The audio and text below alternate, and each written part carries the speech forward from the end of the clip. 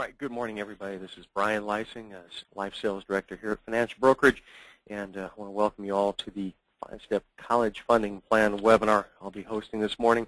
We'll try to keep this around 20 minutes tops or so, with time for plenty of questions at the end. As Justin mentioned, you can type them into your screen here, and I'll get to as many of them as I can. What we'll speak about this morning are several ways you can help your clients at all different economic levels help their clients plan for the funding of their children's college education. And this will also help you sell multiple policies per household. We'll also discuss some ways you can obtain referrals to other family members very easily. Most of these are very practical ideas, maybe some things that you used to do with your own clients and prospects, and I'm sure we'll also uncover some steps that you probably have not considered in the past. So what are the 5 steps?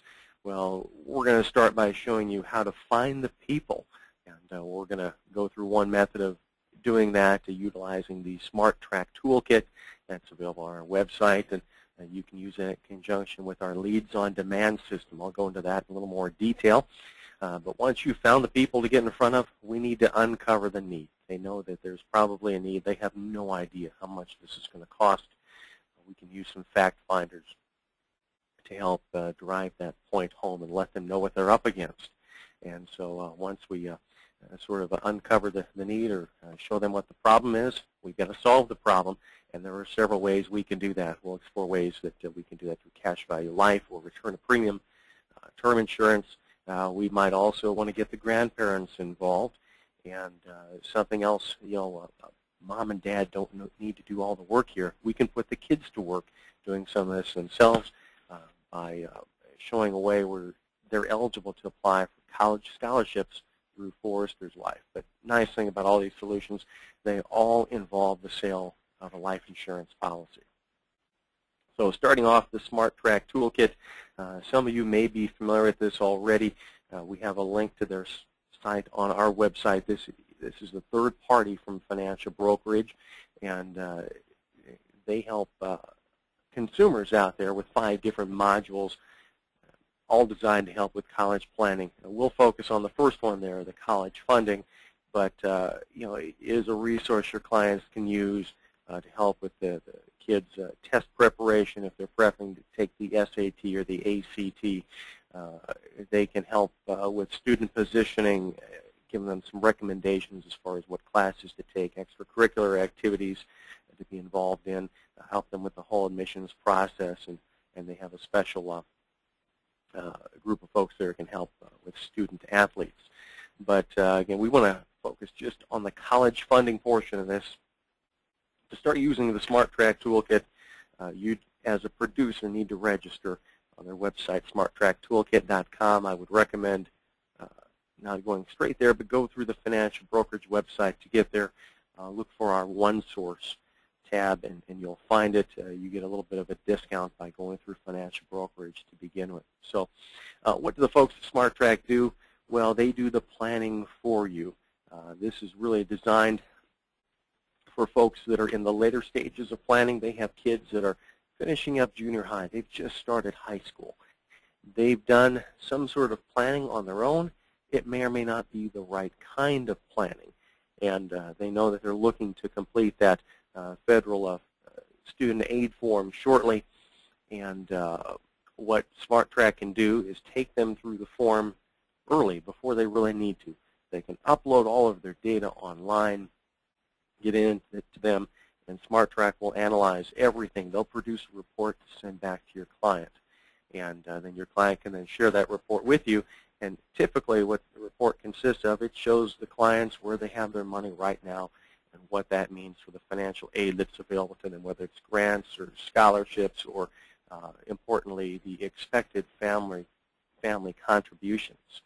And then they make some recommendations.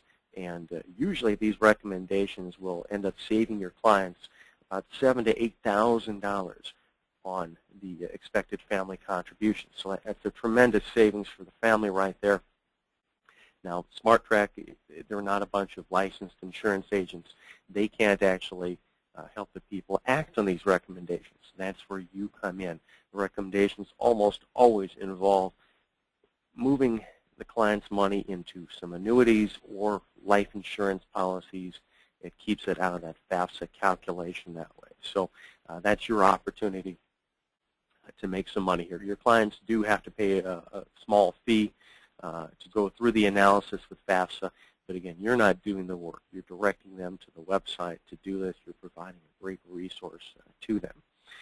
Now, how do you get in front of the people to do this? This is a great tool to utilize. Well, you can go to our website and utilize Leads on Demand. So you go to fb-inc.com and click on One Source, and you can find Leads on Demand.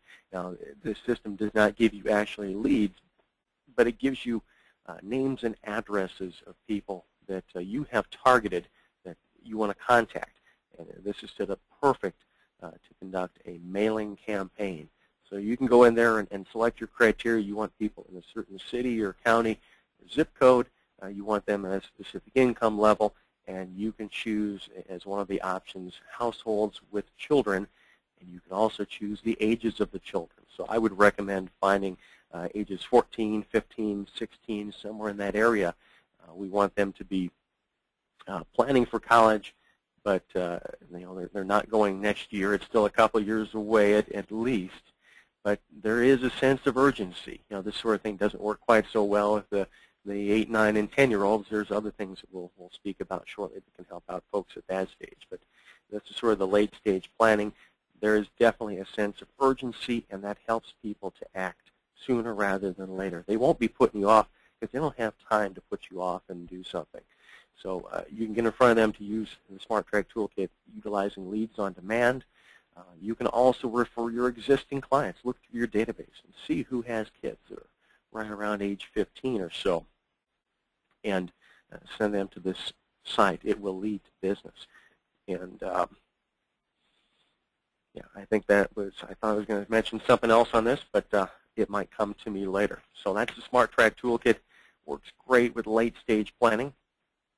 Now, once you're in front of people, whether it was done through the Smart Track Toolkit or your own marketing methods, one of the things I find speaking with a lot of folks in our business is that not many people utilize a fact finder. I think when we all started way back when, that was one of the first things we were taught, and one of the first tools we started using was some form of a fact finder to find out what the person's needs were, what their hot buttons were, conduct some sort of a needs analysis, and I think a lot of us have gotten away from that. So to help uncover the need to accumulate funds to help plan for college, two of our top carriers here actually have some fact finders and software tools available to help you do this. Both ING and Mutual of Omaha do a great job with this. Their software programs will let you input the child's age and how many years it will be until they go to college. They will give you current tuition examples. I know one of these just gives some generic private or public universities in different parts of the country. One of the other ones will let you do a whole drop-down menu, and you can, in most cases, pick the exact university that this client's child is planning to go to. You can see what the tuition is. You can also put in a rate of inflation, and they'll give you some examples, and that way you're going to be able to calculate in 10 years what's it going to cost at this particular university. And now you have a concrete number to work with your clients. It's not just whatever, 10 grand, 50 grand, 100 grand. You have a number that has been customized to their child's situation. Now you can do a couple things with this. One, you can use this as part of your client's total needs analysis and include it in the death benefit for whatever kind of life insurance that they're applying for, whether it's term or permanent, if they're looking just to have a plan that will be completed in the event of an early death. You can also use this as your goal and let the clients know this is the number we need to be at or close to it. This is what your bill is going to be. How close can we get you to having the funds available to pay for this? So, and that really leads us to some of the methods we can use to provide the funding here. So A couple of products we could utilize would be a cash value life insurance policy or a return of premium term insurance policy. Both of them would work, and they share some features here in common. With the cash value life insurance policy, you receive a death benefit if you pass away early, but you also have access to all that cash inside there. Loans out of these policies are received tax-free as long as you set it up right and follow all the rules of the road. Same thing with the return of premium term policy. You could set this up for 15 or 20 years, and at the end of that time period, you're getting all of that money back. It's completely tax-free because it's exactly your money that's coming right back to you there. Using life insurance as opposed to some other vehicles out there does give you some flexibility, and I'm thinking of the Section 529 college savings plans in particular. These are great. The money grows without being taxed, and if it's used for educational purposes, it's not taxed. But there are some stipulations. It has to be used for educational purposes for the family member it was set up for or another relative in the same family. Now, what if Junior decides not to go to college? Maybe he or she gets a great job and doesn't need to go. Maybe they go to the military. There could be all sorts of different things out there. Now you got to find another relative to send the money to. Maybe you'd like to access it. Well, there are some strings attached there and some tax penalties. You don't have those problems at all using life insurance. If the situation changes, the money is there for whatever reason you want to use it for. Extremely versatile. We don't have to worry about any maximum contribution limits. I know they're pretty high on the 529 plans, but there really is no limit on a life insurance policy beyond that which would cause the policy to become a modified endowment contract. You have safety of principle. We're not dealing with variable products here, so client's money is not in the stock market. There is no risk of loss due to market performance. You might make nothing or you'll make something. And one of the best things about this here, money inside of life insurance policies is excluded from the FAFSA calculations. They won't take that into account as being an asset of the family. So now we have a couple vehicles we can use to help the clients accumulate the funds. Well, what if mom or dad don't have enough money to do this? Maybe they don't have any money that they can contribute. Well, maybe we should start talking to grandma and grandpa about this. A lot of times grandparents might be receiving required minimum distributions from their qualified retirement plans. Ask what they're doing with that money. Maybe they don't need it all to live on. They're receiving it because Uncle Sam tells them they have to take it. That money's being redirected into a savings account or some CDs. This is a great conversation to have. Why not use that to fund a policy, maybe on the children or the grandchildren, to accumulate funds to help pay for college? We also might want to utilize some of that money as legacy funds too. And I'll talk about that in the next slide. But one thing about talking to grandparents, you can approach this two ways. If you're in the door with the parents to begin with, ask about their parents, if they're still around, and maybe you can get referred up the ladder to them. Same way, if you're speaking with senior clients, ask them about their grandchildren. If you're in their home, they probably have photos all over the place of the grandkids. They might not have photos of their own kids anymore, but they've got the grandkids, and they love to talk about them. They'll talk about them all day long, what they do, all the ball games they've attended, and concerts and vacations they've taken with them. And they would love to help them out with their college education if they had an opportunity. And I think a lot of times, as long as someone shows them how they can do that, so you can be the person to show them how. So where do you put the money? We already discussed putting some of it into a cash value life insurance policy. But another thing to look at here too might be a wealth transfer type of policy. Maybe they're not interested in having the funds immediately available for the kids, but they would like to pass something on. Maybe in this case it's to the great-grandchildren. Well, if they have a sort of a lazy asset sitting there that they don't need for retirement, why not move that over into a wealth transfer type policy. These typically don't require a paramedic exam. You answer a few basic medical questions, and that's it. Now, instead of the $50,000 lump sum they had sitting there, now they've leveraged that maybe into $75,000 or $80,000 that can pass to the next generation. They can use it for college, like we're speaking about here, but they're not tied to that. Certainly, they could use the money for anything else. So we've discussed some ways to help fund for the college education. Now, something that it's really different from what we spoke about before. I mentioned, mom and dad, or in this case, grandma and grandpa, don't have to do all the work. Let's put the kids to work and help them earn the money for their own college education. So one of our carriers here at Financial Brokerage can help them do that. Foresters Life, they are the only fraternal insurance company we work with here. They may be the only fraternal that works through independent marketing organizations at this point in time. But because of that, they don't pay taxes. They give back to their members. If you have a Foresters Life policy, you are a member of the Foresters organization, and there are all sorts of benefits that go with that. But the important one for this morning's purpose is the college scholarships that they make available. So to be eligible, a child has to have at least one parent own a Foresters Life policy. Now, here's how easy this is. I have written down at the bottom, they offer non-med term insurance, no paramedic exam, up to a $350,000 face amount. They start at $50,000. There's no reason why every household who has an insurable adult with children there shouldn't have at least one Foresters Life policy. If you think about a minimal $50,000 face amount, a 15-year term, it's going to cost them next to nothing. Everybody should be able to afford this. Underwriting shouldn't be a deterrent to getting something like this.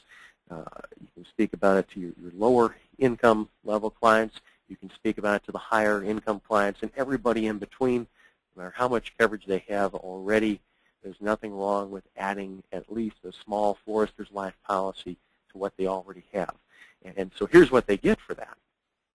Foresters awards 350 of these scholarships every year, and I think they usually have like maybe 500 people apply, so chances are pretty good that if a child applies, they're going to get it.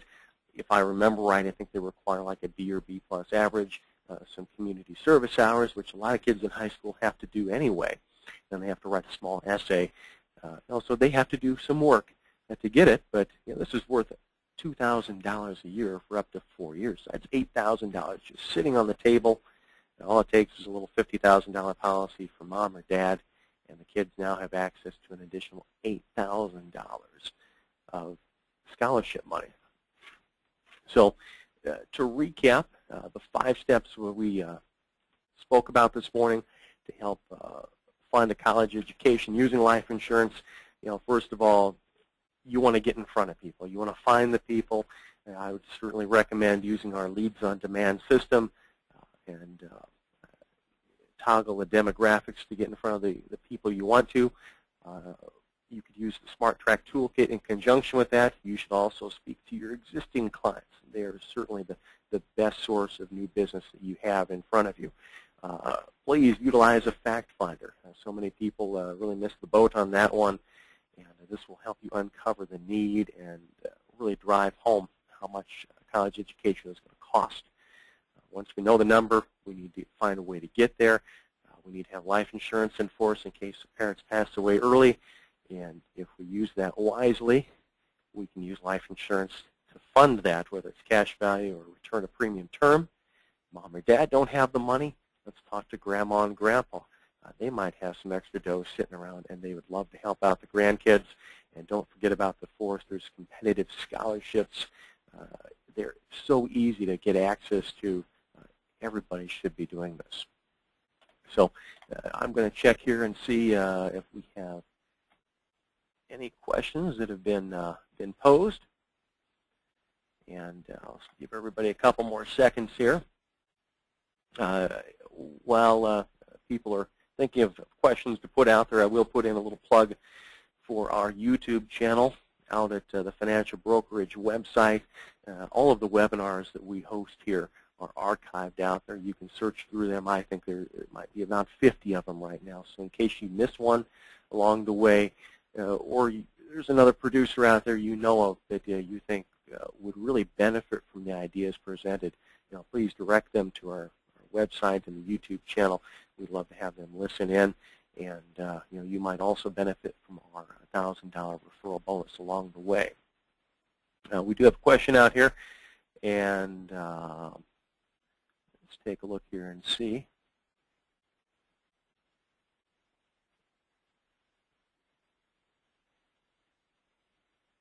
All right, we have a person asking here, just wanted to recap that if a person moves assets into life insurance products, they, quote, shelter the assets from the calculations that would lessen their required contributions from child student aid and thus be eligible for more student aid for the child.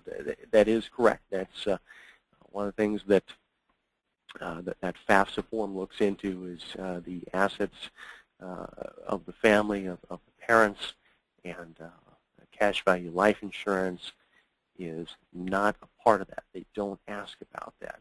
Money that's in savings accounts and checking accounts, they do ask about that. So those are some things that you would want to move. We have another question here. What companies are best at for insuring juveniles? Boy, that really depends on the health of the child. There are a few that don't issue anything below age 18. We have to take that on a case-by-case basis. I will say, though, that usually having an insurance policy on the child themselves for cash value accumulation purposes does not work very well. In those cases, we want to max fund these things and put in as much cash as we possibly can. When you do that on a young child, you're up against that MEC limit pretty quickly, and that bumps the face amount up so high that nobody's going to insure the child for $500,000 or $1 million. There's no insurable interest. There's no need there. They're not generating that sort of an income. So it's best to put the policy on one of the parents, probably the younger and healthier one out there, so we don't have quite the same limitations. Single premium whole life. We have a question about that. That could work as well. We just want to make sure the policy is not a modified endowment contract to be able to get the money out. We find a lot of times if we're using something on a universal life chassis, we can get a lot more bang for the buck and have a lot more premium flexibility with that too. Whole life takes a lot out for the cost of insurance, and it isn't something we have a lot of there. So is there a look-back period on moving the assets? Boy, that I don't know. That's where the Smart Track Toolkit people really come in handy. They're the experts on that, and the form and the eligibility.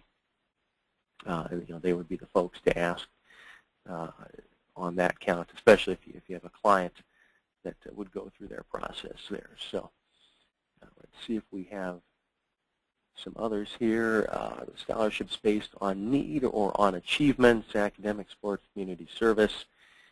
The scholarships, and it's been a while since I've read the qualifications on their website, but I do not believe they're based on need. They're based on merit. There is a grade point average the child must have. There's some other requirements, so many hours of community service. Trying to think what else. So they have to write an essay, and then it's submitted. They have a committee that goes through all those, and they hand out the scholarships to those that they feel are best qualified. Forrester's Life, on their website, you can see all the qualifications. In fact, I think I have a link to that too. If you want to contact me afterwards, I'll see if I can locate that and send that out to you. Our phone number here at Financial Brokerage is 800-397-9999. My extension is 3371. You can also email me at bleising@fb-inc.com. That's BLEISING at fb-inc.com. And we'll see if we have some other questions here. And see. Yeah, I think that's about all I'm finding out there right now. If I missed one of these questions along the way or didn't get something answered, feel free to contact us and we can go over that one-on-one. I would like to thank all of you for taking time out of your mornings and joining us today. We'll be hosting another webinar next month, likely the first Wednesday of the month as well, so hope you can join us for that. And I hope you all have a very productive day. Thank you once again.